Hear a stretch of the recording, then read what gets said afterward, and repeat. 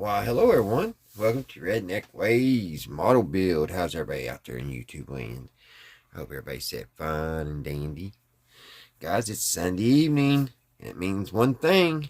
It's time to work on our model. Yes, it is. This may be the final video on the Ĥuey Gunship.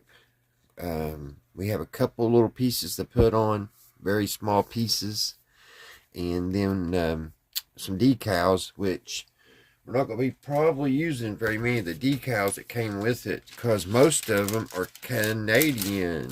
I don't know why they made all the Canadian stickers for this, but this is pretty much all we have to put on.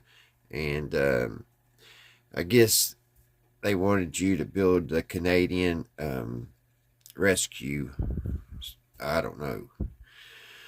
So unfortunately, this is all we have. We got this to go on the tail, and then we got some of the little things for the division or whatever army. I have to look that symbol up.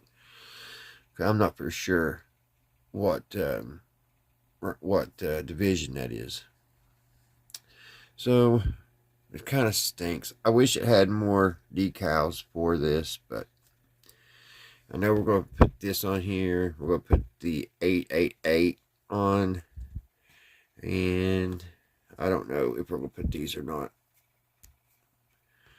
I don't know. Those probably look pretty good on the door. That's where they're supposed to go. And that right there is awesome. That's definitely going on. So we'll go over what I've done off camera. I've done quite a bit. And one thing's going to be really cool tonight is we're going to be putting the propellers on the blades. So I'm looking really forward to that. Now, what also, guys, I've been working on tonight, well, last week, since I seen y'all last, working on the guns. I think we started working on those a little bit in the last video, but I got those finished up. This is just the I forget what caliber they are, guys, forgive me. I haven't researched them much. So we got our little missile launchers here, and it came with a bunch of different guns. It came with another set of these, but to tell you the truth, they didn't look much different. They're supposed to be two different ones, and see, here they are. But to me, they look the same. They may be bigger caliber, and the machine gun, I call it Tommy gun, but it really let me down. I thought it was going to be like a big cannon, kind of like the Warthog, and but it's not. I'll show you it right here. This is the other gun that you could put on it, and look how puny that thing is. I was not happy with that at all. I wasn't expecting it to be that small. This still needs I still need to make my missile launcher, and it goes back here. It's the same as this one here. It just goes here. But yeah, I thought that was going to have a bigger gun on that turret, but yeah, it's just little.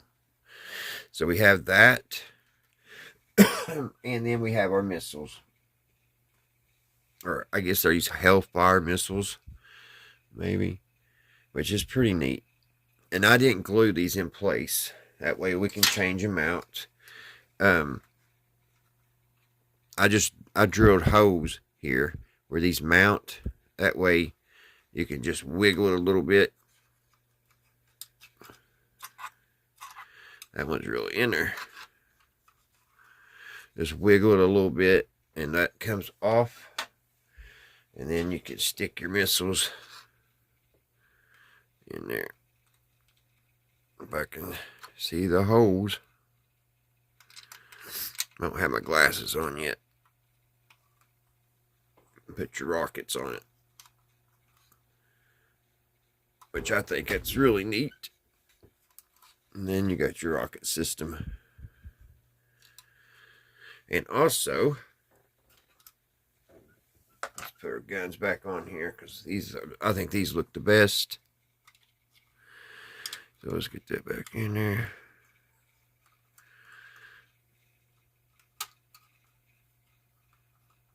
There we go. And I also, guys, built this little thing here. Because I got thinking, I was like, I need somewhere to display this thing. So what better thing to build than a helicopter pad? And that's what I did. I've been working on a project out in the garage, so I already had the tools out and everything. So, had some old junk lumber laying around. So I cut out a helicopter pad here. And I think it turned out pretty good. I got off a little bit on my cuts here. As you see where I made my circle, it kind of a little bit farther over this way. But all in all, for how long it took me, it looks great. Because it took me about an hour to just kind of cut out the wood. And I even mounted it, put some little blocks on the bottom.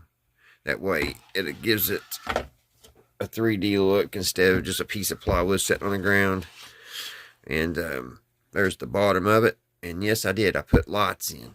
You know, that's one really cool thing of it being 2025 is we can put lights in whatever we want. I remember when I was a kid and making these models, I always try to put a light bulb or something in there. And back then, it would take like a 9-volt battery and a big old flashlight bulb. And you just couldn't make anything work like that. Couldn't hide nothing, you know what I mean? But nowadays, with these LEDs, you can put lights in anything. So that's what I did. Now, I want to find, before I say that, these are blue lights. And I put one in each place here on the octagon. And they're blue. So they look really good. But I want to also find a set of white lights and put them on each corner. Put one here, one here, one here, one here. That way the white light will shine up on the helicopter. And I don't have that yet. But I did have some blue. And they're just old Christmas decoration bulbs that we had back for Christmas. And I just took the little fancy Santa Clauses off and just used the little LED bulbs. And just drilled a couple of holes. And they fit perfect. That was great. Easy. That's what I'm saying. It only took me like an hour to make this. And maybe some of y'all was out there like, yeah, it shows. Yeah, maybe it does. But you know what? I think it's pretty daggone cool. And with these type of lights, it made it easy. So let me turn out some lights here. And I'll show you what it looks like. Alright guys, let's turn them on. Isn't that pretty neat? I think my batteries are a little low. But, I don't know, they're pretty bright. Doesn't that look pretty neat, guys? I think it's just awesome. So, yeah, I think that's pretty cool. And I'm not finished with it. I just got finished painting the yellow. I'm going to go back and take some sandpaper. And I'm going to try to go over it. It probably needs to dry a little bit more to do this. But I want to rough it up and kind of get those high places out of it. And kind of weather it a little bit. Get it looking a little bit better. Because it's not going to look fresh out there in the elements. So we're just going to try to go around doing this. A little bit here and there. Just roughing it up.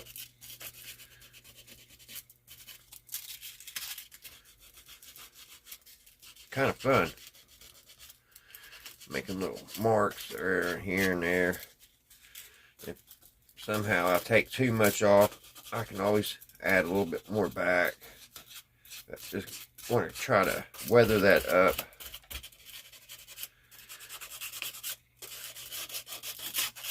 Something like that. So it don't look like it has a fresh paint.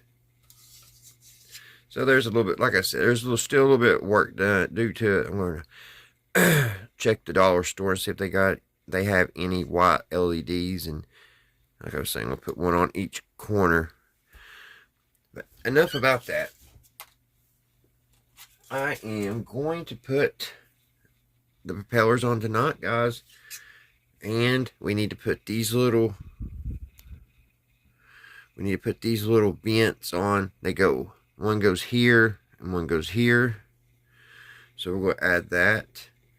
And then here's our decals. And then we're going to put our blades on. And that is going to look so cool. Oh, I got something else to show y'all before we get started. As soon as it comes around here. Oh, I keep hitting that. Sorry, guys. Shaking y'all up. I messed up on one of my windows in the doors. And it had got a lot of glue in the corner. So what I was going to first just put it in without it. But I got thinking. I was like, this would be the perfect window to put a bullet hole in. Yes, that's what I did. And there it is, guys. I put a bullet hole and made it look like it was busted. So all I need to do is drop it on the floor. No. All I need to do is mount it. And it should pop in. Well, it used to. Maybe I popped it in too many times.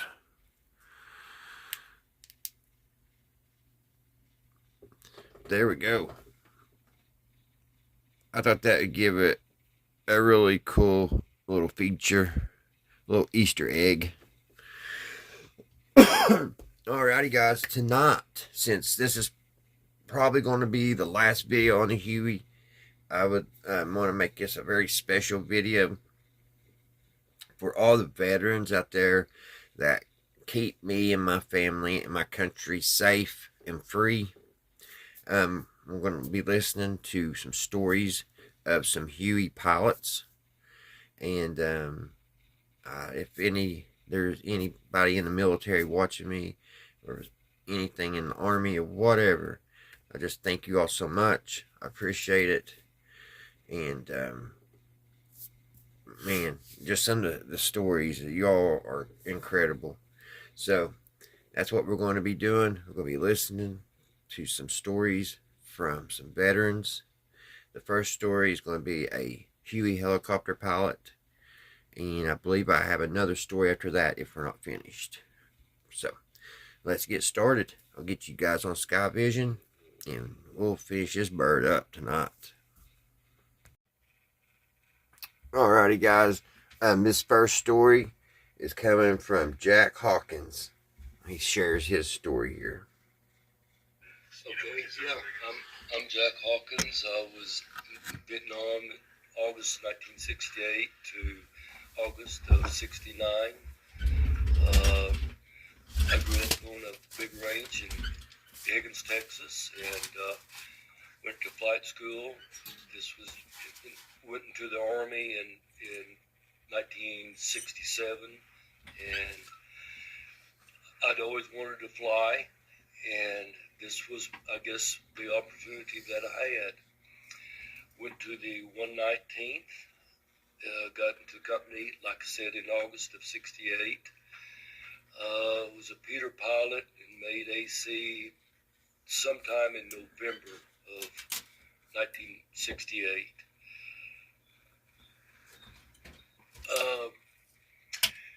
A lot of our missions that we had, and the missions that I really liked to fly, was lurk insertions.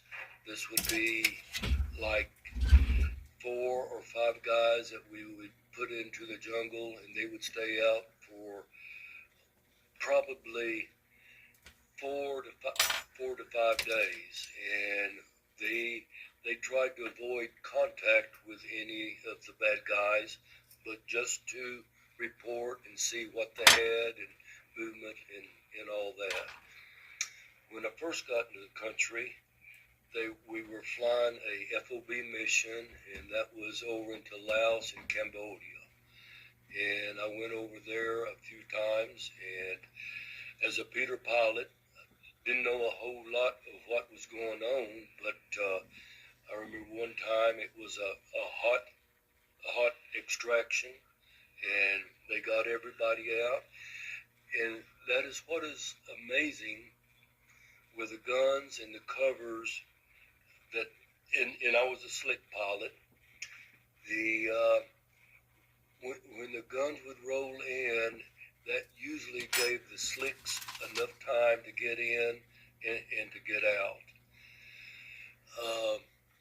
In the same way with the LURPs, whenever we had a LURP insertion or extraction, we always had the guns. And I'm doing this interview for Andrew Garrison, the son of Pigpen, real name Mark Garrison.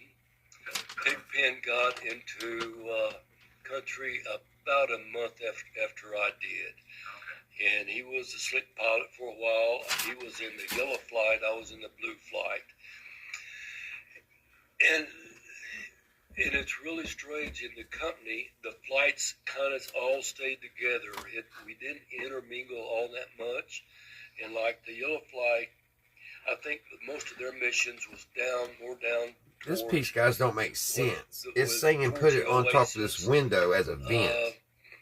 Blue flights, we always flew up more towards Docto, and I may be wrong on this. The yellow flight flew up in that area also. I'll put these big ones on back here where they go. That didn't make sense. Maybe I'm missing something.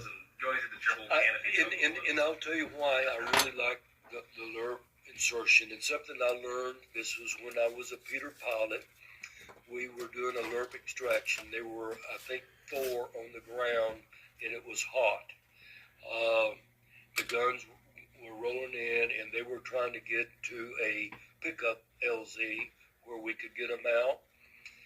And I distinctly remember, and I don't remember the direction, but the LURPs told the extraction aircraft, don't come on the east side of the LZ, that's where the bad guys are. Well, he came from the east side of the LZ, he got shot up, he got shot into the arm. They shot, it may have been a transmission oil line or something out, and he got away from the LZ. We chased him until he crashed, and at the same time there was a bird dog, and that's up.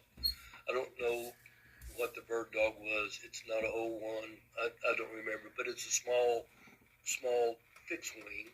Well, he got shot down, and when we were chasing the slick that was down, and he didn't get the LURPs out, the bird dog was gliding, had engine out, and he managed to get it into Ben Head.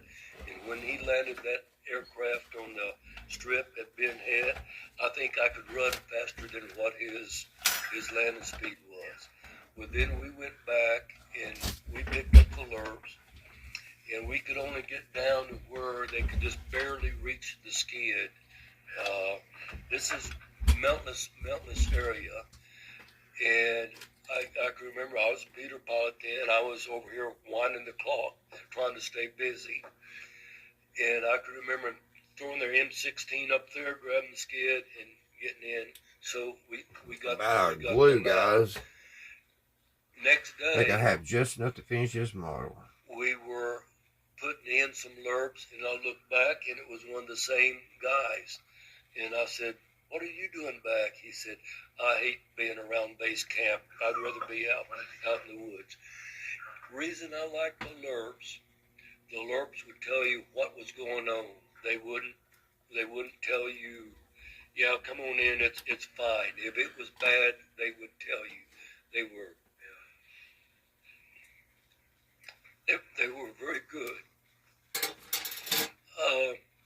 I made AC in sometime in November, and we lost a crew just right about the time that I made AC. And that was from the second flight.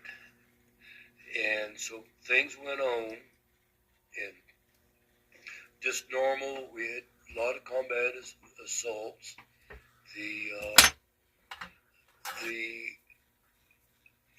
The guns, and we really liked the Croc guns for cover, and actually in the Charlie models, and we used some of the other companies. Another company that we occasionally would cover were the Cougars, and they were out at Pontoon, and they gave good cover. And they would get down and dirty. They would get down and mix it up. Occasionally we would use Cobras as a cover, but it was not the same. And one of the things with the Charlie model gunship that had a big advantage over a Cobra. I gotta put this antenna on the bottom. I just found this, guys. I thought it was missing. This is, you can ask any of them, when they would break, but there it is. They would have their crew chief and gunner that had M60. Yeah. So when they were break, their crew chief and gunner could cover. And it goes in this hole here. I was wondering what went in that hole. They were good, and the people that really taught us how to fly had been through TED of 68. And TED of 68 was pretty bad, and they were good, and they had been on this FOB for like 2 months, and that was always a dicey operation. And so I would have to say that my first 300 hours in Vietnam is when I learned how to fly. I had 210 hours or whatever it was through flight school, but the first 300 hours in Vietnam, you didn't fly the helicopter. You got in, and the way I would describe it, you got in and you strapped a helicopter to your back, and it went where you was. One of the things I would like to say, I had a really good crew chief and gunner, Robert Legacy and John Morrison. Robert Legacy is still living. Morrison's deceased, and never once did they ever question a decision whether we were going to go in and pick up somebody or not. And I think that probably was the same situation throughout the whole company. The crew members never questioned. They were all on board. They were with you. Great. What was it like back in the hooch after the missions? You guys were. You know, I flew like 1,250 hours in Vietnam. Of course, when I got there was a typhoon going on, so for like a week we were shut down. Then, as a Peter pilot, I didn't fly that much, but once the dry season started, and I think the dry season probably started in maybe November through the spring until the next year, late summers when the monsoons would start. Alrighty. We were flying a lot. We would have a lot of 6 and 7 hour days. Alright guys, it's time to put the propellers on. Technically, 140 hours, I think it was 140 hours, either 120 or 140 hours was a maximum that you could have in a 30-day period. And now that's one thing the slicks did more. We got a lot more time than the guns. A lot of times the guns would be, they would stage and they'd wait for something other to happen. Either somebody in the field, an infantry unit calling for some gun support, or a nerve insertion or a combat assault or something other. So I may be wrong on this, and you may ask your dad, but I think probably 500 or 600 hours would be a pretty high time for a gun pilot. But you'll need to check with one of them on that. Over that's year period, and while they're over there. And so a lot of times when you get back to the hooch, and that is one of the things I always said about, well, the bad part of the war was it started too early in the morning and ended too late in the afternoon, because we were always out pre-flight before dawn, and a lot of times we would be taken off just right at sunup. So a lot of times when we'd get back to the hooch, we'd have sea rations. Give me one sec, guys. I want to see how like, these are supposed to help put the door on. I know I want to had see how it like works. 170 hours in a 30-day period flying during March, and it was every day. And about every other day, there were 3 or 4 of us that would have to go and see the flight surgeon like every other day and look at us in the eyes, and our eyes were still focused, and he'd sign us off for another day. And when you get up that high, even if you have a day off, you just can't get your flight time down, because you'd have to have 4 or 5 days off in a row. Sure. And we couldn't get our flight time down. This is during the Task Force Alpha, you said, in March. Okay, and that was in March. We put a company into, and I think it's Hill 467 is what they call it. I don't know. We'll have to figure that out, guys. I don't know how those go on. Because they brought Here's the instructions for it. Like, they put the door on. I think Bravo Company occasionally it shows that on the outside, but there's no hose. On a hose. small hilltop in the Playtrap Valley. And we put them in on March the 1st, and for 30 days they went through the hinge. hell. I have hooked up with quite a few of the guys of the Charlie Company. I think it was the 1st of the 8th of the 4th. They brought Alpha Company in, what was left. Alpha Company had got ambushed on a ridge top, and it just really wiped out probably half the company. Had a lot of casualties. So the remnants of Alpha Company they brought into Task Force Alpha. And going into that place, what it was, there was a regiment that was of NVA, and I think a regiment had around 800 men in it. To the best of my recollection, is a NVA regiment was around 800, and the 467 was just a little hill, above.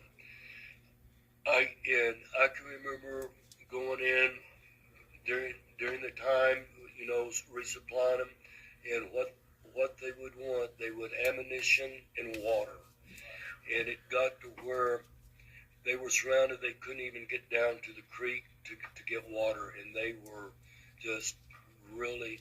And we'd haul water in these big metal containers, they weigh a lot, which is a terrible way to transport water, but that's what we did. And I went in one time, and they have a pad. They actually did some sandbags They had a pad, and the bunker was right here. Well, just as I landed, the mortar started coming in, and I was loaded with ammunition and water. And I didn't want to have to leave. And the guy in on the RTO was telling me, "Get out of here, get out of here." And my crew chief and gunner both, they were throwing that stuff off. And right in front of our pad was where a mortar round had gone off. You could see that in the dirt where a mortar round had gone off. The mortars were coming in. They threw that stuff off in probably 20 seconds, 30 seconds at the max. Two guys jumped on, and off we went. And I didn't take any hits. And I really never took many hits. As far as I know, I only took one hit, and that was on the extraction of Task Force Alpha. And why? It just, I did the LURPs and everything, but I think a big part of it was that I learned from that initial LURP extraction. If they say the bad guys are on this side, come in from the other side, And that was one thing with the guns that they tried not to do, was to overfly where, where they were receiving fire. They would break before that, and where their gunner could carry it. When we extracted, it was on March 30th, Task Force Alpha. It was a company-wide extraction. And a good friend of mine, we had a really good platoon leader. His name was Bob Delius. I'm not going to tell you what his nickname was. You can ask your it's in the combat audio. Yeah, you can ask his dad, ask your dad what his nickname was. But Bob was a great platoon leader. I think he wound up flying over 1,400 hours in Vietnam. And I know the company commander told him one time, you need to stay back at the hooch, and there's some OERs and stuff. And he said, "Sir," he said, "my job is out with the guys." He said, that's where I'm going to be. And he was. And then another really good guy who was ex-Special Forces, he was down at a place in Duco. His name was Jim Hudkins. We called him Hud. Boy, he was good. And, of course, he knew what it was like to be on the ground. And he was in Special Forces, and he got wounded. And it would probably be in 63 or so. It was early on before, they had much helicopter support. And the day that we extracted company-wide, HUD and I, there were several of us had been in 3 times. And so we were taking them back to Polyclane. And by that time, your dad, he'd gotten shot up. That was one of the guns that got shot up really bad. There was a pair of Cougar Charlie models that came out of the 57th. One of them got his windscreen shot out. One guy was Wendy. He was in the first flight. He took a 50 cal round through his transmission and got a transmission line or something or other. He lost his transmission oil pressure, which it's not going to run long without oil. And I chased him, and he managed to land, to get it to Firebase 29. And then Delius, he got shot up, and he had to take his aircraft back. And I think we had 9 aircraft that got shot up or that took hits that day. so we came back to Polyclane, and the ones that were left, we had to refuel. And so we took off, and there was probably about 4 or 5 of us that we took off. We still had, I know, one crop gun, and he may have teamed up with the other cougar, but that was, his name was Waldo. Waldo was good too. And so we took off, and Hud said, well, there's nine left. He said, I'll go pick up 5. Who'll go and pick up the last 4. And man, I did not want to have to go back in there, but I said, I'll go and get them. Well, I have a hard time.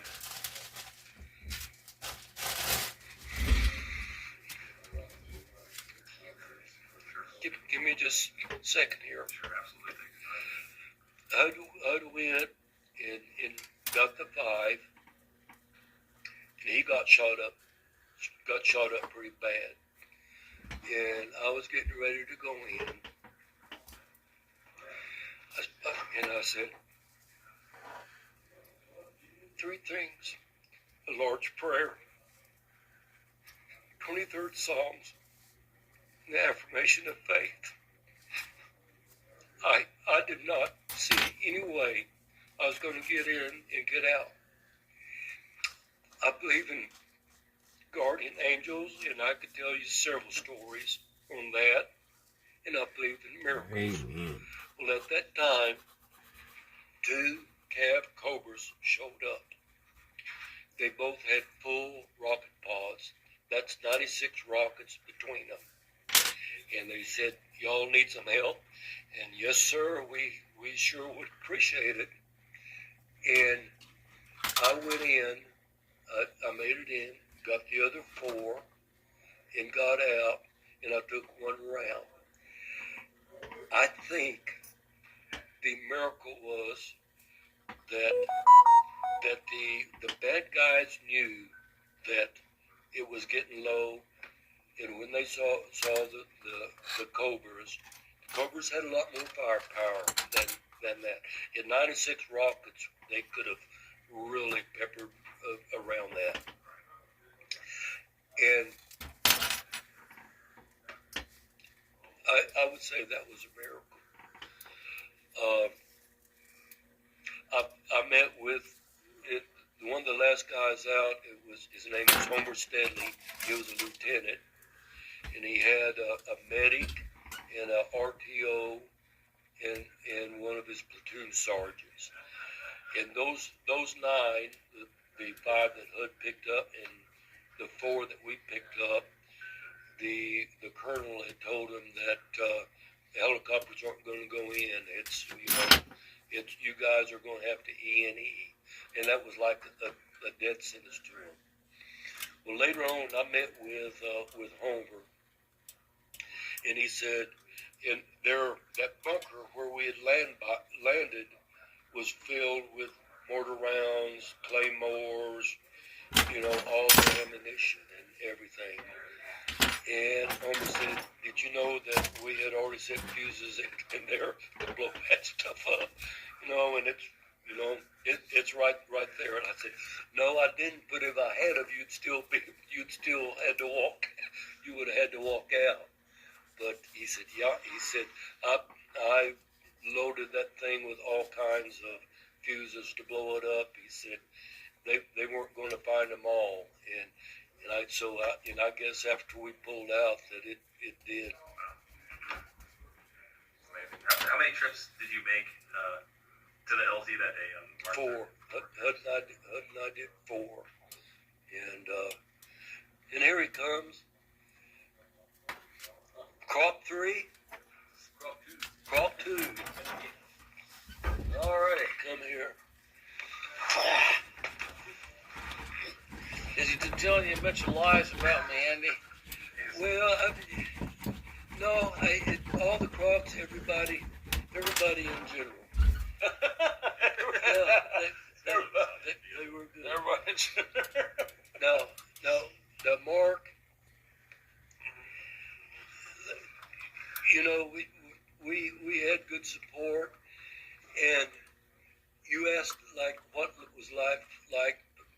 the hooch. And I told you that the two platoons and the crops you'd get back, we all had a place where we could sit down.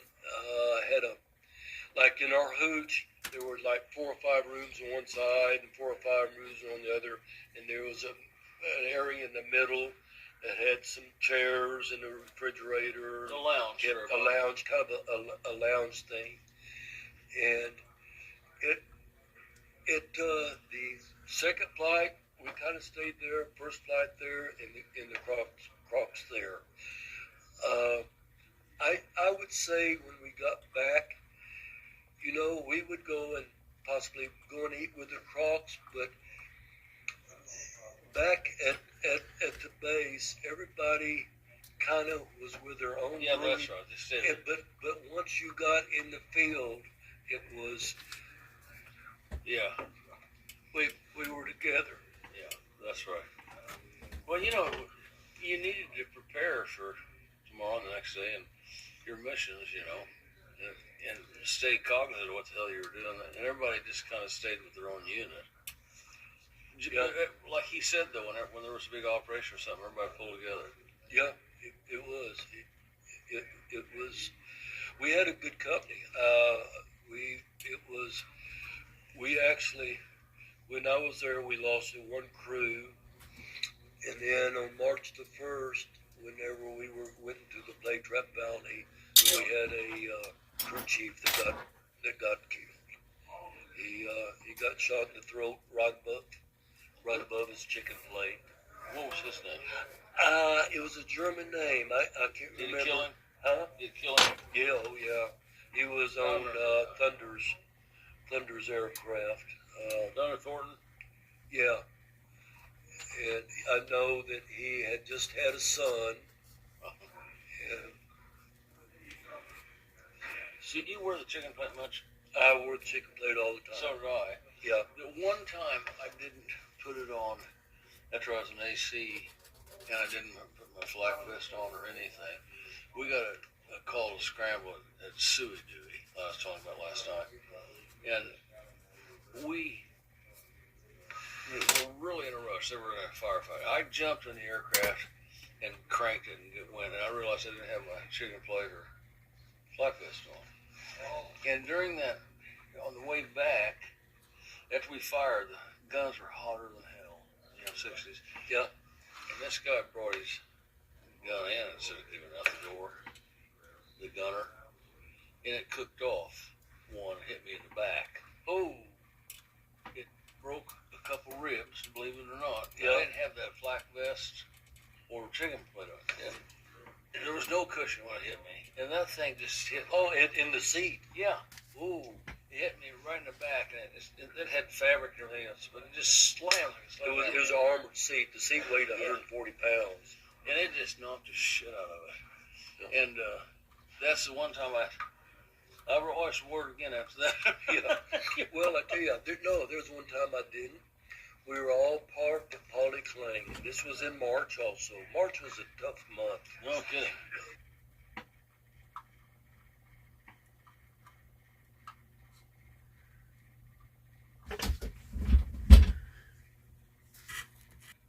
Alrighty, guys. That's the end of his story. Now, here's a little something. It didn't say his name, but they're going to describe the ख़uey.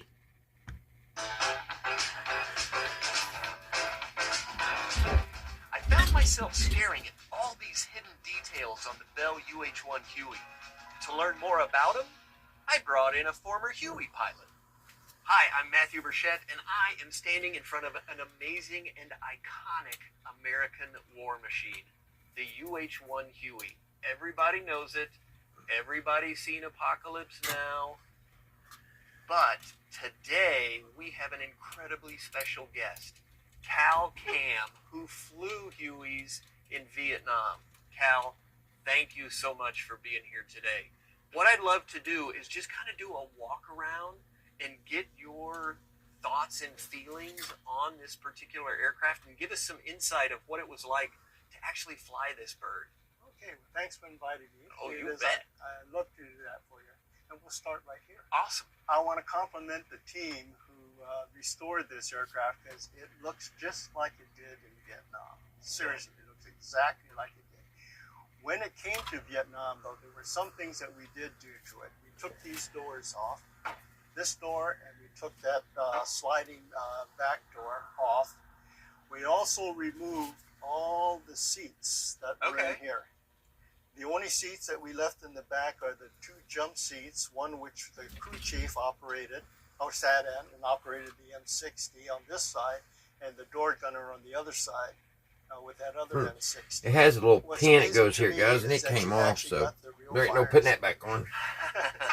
Yeah, So like you can I said, take this just on and off. Did a great, whoever restored this, I knew that was going to really happen paid attention to detail. when I put that in a long time ago. So these fire extinguishers were used anytime you started the engine. So here's the But that's all right. I protocol guess it's for crew chiefs. a way to put We're pressure ready to on start these. the engine. The crew Get chief 'em to comes in dry. here, unsnaps this, carries a fire bottle with him, walks in front of the helicopter, looks on both sides, make sure there's nobody back there, gives the pilot the thumb up. Whoever's going to, usually it's the person on the right side because the start button is on There we the go, left. guys. Got that That one person in. gives Them it the things are thumbs up. huge. Crew chief Now walks we'll put back. the back one on.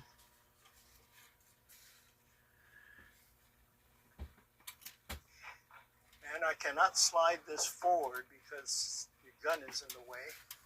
As this little thing which says extinguisher, they push that little flap door in, they stick the fire extinguisher nozzle in, Right. hold it, wait till the engine, the rotor Coming blades together, are guys. spinning at RPM, and when everything looks like there's That no is fire, just they awesome. pull it out and put the fire extinguisher back. And they did that whenever there was time. Now, in Vietnam, after a mission, we sit down waiting for another mission. We'd sit down in front of a fire base. We have all our Alright. switches set, so we don't have to. We're go going to through put some a stickers on it. The only thing we have to do is hit the button. I'll probably bring you guys back here to the tripod It's not for gonna this. fireball out. It's when we have to go through the whole process. Alright, guys, I found another story. That Tell you a little story what we was just about listening to wasn't very the good. St. Christopher medal that as I was leaving SeaTac Airport to report, I had said goodbye to my entire family, and as I'm done with the tears, done with the hugs, done with the goodbyes, I'm halfway down the gateway, and I could hear my mother running behind me screaming, "Stephen, stop right this minute." And she said, "Okay." I says, what? You know, in which case I started crying again. I couldn't for the life of me figure out what it was. She pulls this St. Christopher's medal off of her neck, drops it over my head, and says, under no circumstance you ever take that off. Well, Mr. Christopher and I, we went to war. I wore that through basic training, and after basic training to Fort Walters, Texas for primary training, where we started with 368 candidates, and later on to Fort Rucker for final training and transition into the Huey. And 9 months later, we basically graduated 62 out of that group. That was it. And of those 62, everybody got orders for Vietnam. The entire time I was in Vietnam, I don't care what I was doing, where I was going, that medal stayed with my dog tags, and that medal never came off. My dog tags never came off. I was in country probably a month and a half, 2 months, and still getting used to the aircraft, still getting used to the area of operation. And we were at Tuiwa, is where we were stationed for the first 6 months I was in country. And one of the missions we had to fly that day was in up north of Quinh Nhon, in Tukor, a place called LZ English and Bong Song area. And Charlie owned that. The entire war, and I don't care what time of the war it was, whether it was the early 60s, whether it was the mid 60s, whether it was the early 70s. That's all for the Canadians. That was just a bad place. And the last thing you wanted to ever do is go up there single ship. And we went up there single ship. But usually, you know, you're within radio call of somebody, and help isn't too far away. And if, by God, if anybody ever hears a mayday or anything like a mayday, or, you know, we were taking fire, your ears perk up, and you get coordinates, and you turn that thing around. I don't care where you are. And you're the help. You're all they got. And we were up there single ship, and we were inserting some troops into an outpost. And you either went in high and circled in, minimizing the time you spent in the air, or you went in on the treetops, kicked it up sideways and dropped it in. And as soon as that thing was clear, I mean, you didn't spend 15, 20 seconds on the ground, you were out of there. It just wasn't a good place to be. And coming out, we took all kinds of fire, and we were taking hits, and we noticed the gauges going from green to red, and we were losing engine RPM, and we had gotten enough altitude where we could auto-rotate, and we found the safest area that we thought we could find, and we got her on the ground. And fortunately enough, there was another ship and a couple gunships that had heard our call for Mayday, and we put it on the ground. But if you do hit the ground and there is nobody there, protocol is pull the radios, pull the guns. You usually have a survival vest on. It's got a Prick 25 radio in it, and you keep calling because somebody will eventually hear you. You know, we're on the far enough north that there wasn't anybody real close, but what time we spent on the ground seemed like an eternity. But by the time we got it on the ground, we were far enough away from where we were taking fire that we were in a secure area, and we were waiting. Finally, help shows up. Slick's coming in, the prettiest thing you ever seen, you know, and you heard it long before you ever. It's amazing how quiet it is on the ground. I mean, and we found out that basically we'd taken rounds in the diffuser section of the engine, which is the first part of a turbine, and it chipped a few of the vanes off, sucked back into the next section, is just gutted the engine. No power, there you go. So we were fortunate enough to be picked up. The ship later was, the area was secured. They sent a Chinook out, and Chinook picked the ship up. We were able to fly back to ख़uey and replace the engine, and within probably a week, 10 days, it was is. in the air again. Yep, there you go. When I got transferred from ख़uey, they closed the base down. Towards the end of the war, with the Paris peace talks and everything else, they were trying to move as many troops out of Nam as they possibly could. The American ground troops, by the time I came home, were no longer there. We were servicing either and supporting either the Vietnamese army or the Korean army. The Korean had quite a few people over there, and they were phenomenal. I'll tell you what, you never ever took fire if you had the Koreans with you. I mean, I'm not kidding you. Charlie found out, or the North Vietnamese found out that we were bringing Koreans in. They just left. I mean, seriously, those guys, they knew how to fight, and they fought probably better than anybody I've ever seen over there. So, at any rate, I was, by this time, I had probably 6 months of service, maybe 7 months of service in. And it happened to be my birthday, as a matter of fact, Groundhog's Day, 1972. And I was selected as what they called an air mission commander. And I have no idea why it was me, other than the fact that probably every other senior pilot just didn't want the mission, and they had the opportunity to say no. So I ended up with it, and I was dumb enough to say, why not? I didn't know I was getting myself into, to be perfectly honest with you. You know, but at any rate, the purpose of this was to coordinate and with an American observer, a Korean backseater, both of those, in the command and control ship, which is what I was flying. And then we had 3 flights of 8 ships each, so 24 ships, 3 sets of guns, Charlie models as well as Cobras that were part of this, and we were constantly rotating different ships, coming and going, picking up 500 Koreans and inserting them into LZs that was southwest of Quinyon, in the mountains in the Central Highlands where we were.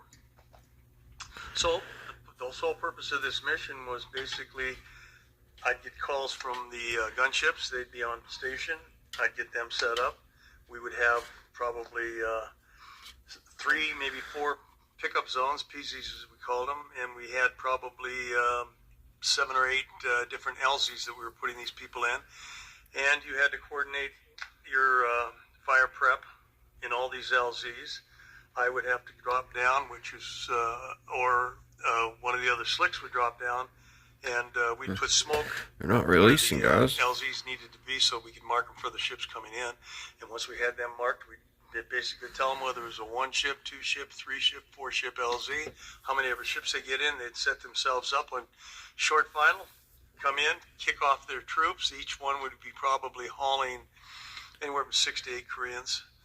And they'd set up a perimeter, and the next ships would come in behind them. And we basically did this most of the day till we got all 500 of them on the ground.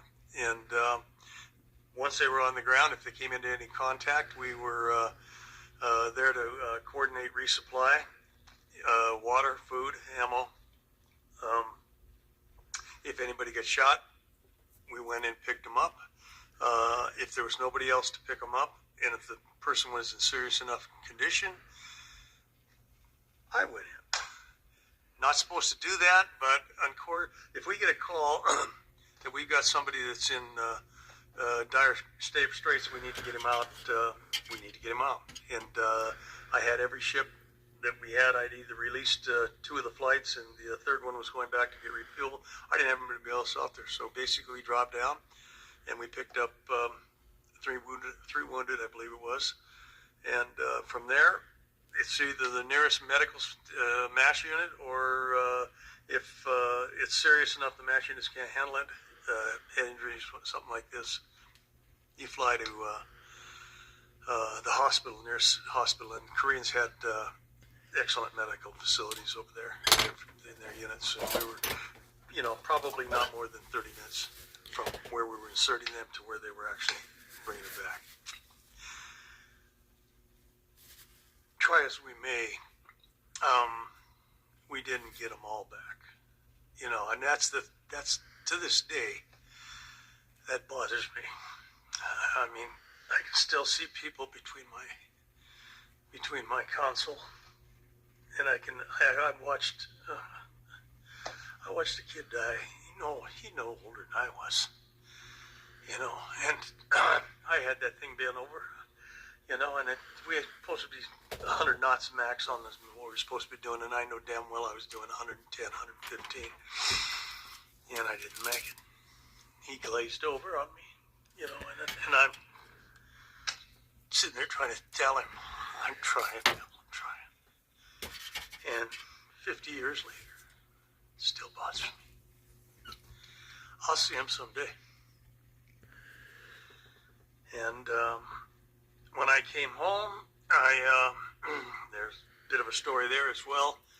Pickle and I, we got D-Rose papers together. We were flying together in the Phuket Mountains. We were had a team of Cobras up there, and we were diving into these mountains because there was some enemy activity they were trying to find, and we were actually trying to draw fire. When we drew fire, we dropped smoke, and as soon as we dropped the smoke and they started to come up, the Cobras would roll in afterwards and fire off minigun, chunkers, rockets, whatever they figured what they needed to do.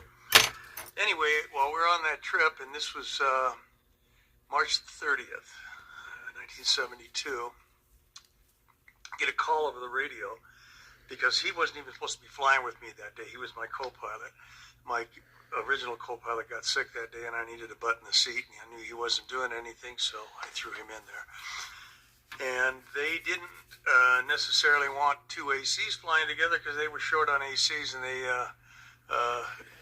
that was something that was not supposed to happen. I didn't necessarily report to anybody that I had somebody else in the seat until they finally tried to tell me, hey, they called me Bulldog 2-1. They says, 2-1, he says, where's 2-4?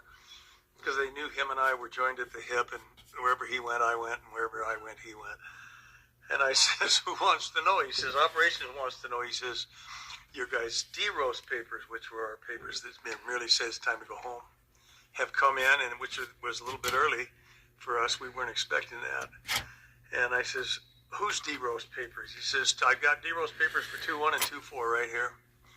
And you've never seen a helicopter climb so fast in your life. I told the Coopers, I says, mission's over. I says, we're going home. And that was the last time I flew in Vietnam. Set it down. We went to, next morning we were on a helicopter down to Tan Son Nhut, processed out. And in Tan Son Nhut, when they have the Freedom Bird, which this particular case was a Continental Airlines, it came in, and they line you up in the way of rank. They have, in this case, full bird colonels, majors, captains, and then the warrant officers, which we were warrant officers, and then all the enlisted men behind us. And I told Pickle, I says, buddy, I says, as soon as that door opens, I says, we're going to be the first ones on that plane. The door cracked. Out comes the stewardess. Pickle and I run around the entire group of people ahead of us, up those stairs. And it turns out his sister was a stewardess for Continental, just happened to be there. And she looked up and saw it was her brother, and it was me, and she was one of the last ones we saw before we left San Francisco. That's where she was based out of. She laid a big kiss on him. She grabs me. She lays a big kiss on me. And there's 300 guys behind us thinking, no, this is going to be good. At any rate, onto the plane, home. Mom didn't know I was coming home. They didn't have any place to put us in the States. They didn't have any place to put us in Europe. They told us we'd never fly again. If we wanted to, we could go home and sleep in our own beds. And I'm telling you, by this time in my life, I was burned out, I was tired, I'd grown up in a hurry. So we signed on the dotted line, says that's enough of this, we're done. And I went home and I slept in my own bed that night. But Mom didn't know we were coming home. And I came up the back steps. She was sitting with her back to me, peeling potatoes at the kitchen table. And as I came up behind her, I gave her a big hug, and I slipped the St. Christopher medal off of me. And I dropped it on her neck, and I said, worked like a charm. I said, your boy's home. Anyway, she wore that till the day she died, and I took it back. And I wore it for several years until my grandson, who wanted to enlist right out of high school, and I tried to get him into the warrant officer program. I says, there's a lot of things you can do in the Army. I says, this is probably a great opportunity. I said, I know you can do this. And he says, Grumpy, he says, I don't want to fly helicopters. He said, I want to jump out of them.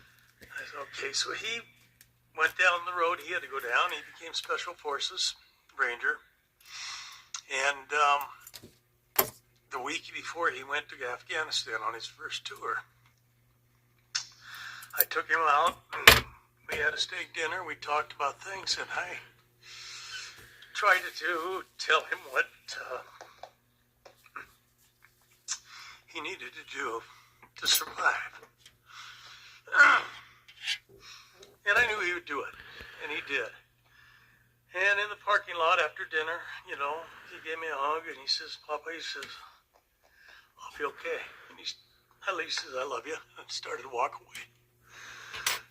And I thought for a second, wait a minute. He says, come back here. He came back, and I pulled that same curse that was loved me. I dropped it around his shoulders. I don't know why I'm so emotional about this, but I am. Anyway, he served gallantly and proudly in 2 tours in Afghanistan. And he came home and decided that the Army wasn't his piece of cake and he was going to get out. And he got out, and I was at work. That's good paint. I Can't can't get the water to stay on it. Formed.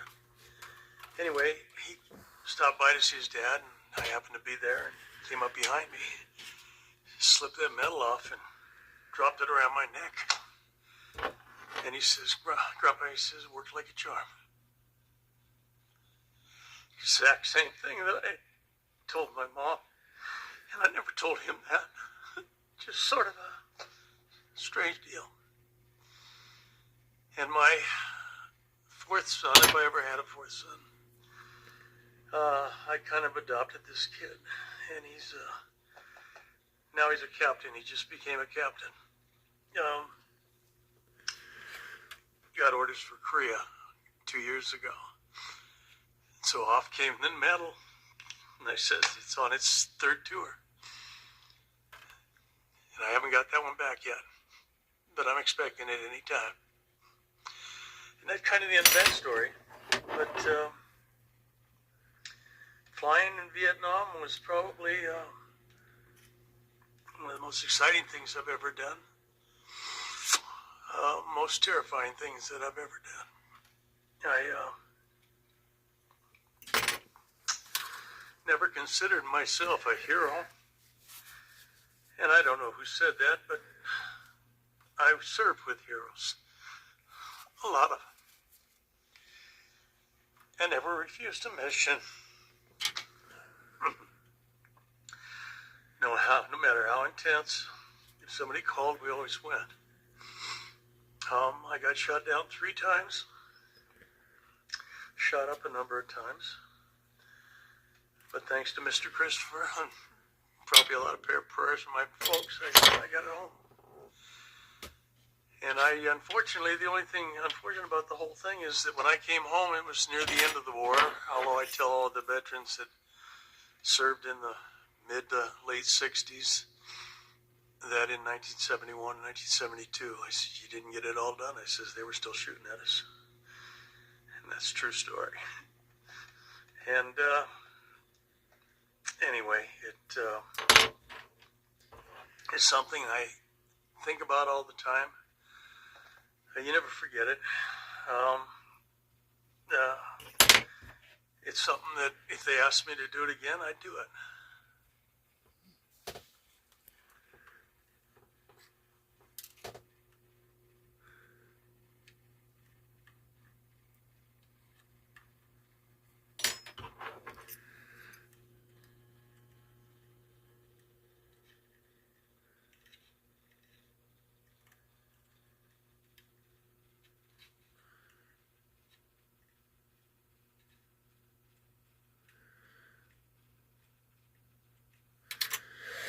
Alrighty, guys. The decals are going pretty good, but it's going to take a while. So, I don't know if I'm going to be doing another model here soon. I may take a break since it's almost spring. We'll have to see. I may do one more before it starts getting really hot outside. Because I like doing things outside when it's good and pretty weather. So, alright guys, I hope y'all enjoyed those stories. And like I said, thanks to all the veterans out there. Thank you so much. I appreciate you guys. And until the next one, guys, I will see you right here at Redneck Ways. Bye, guys. Have a great Monday.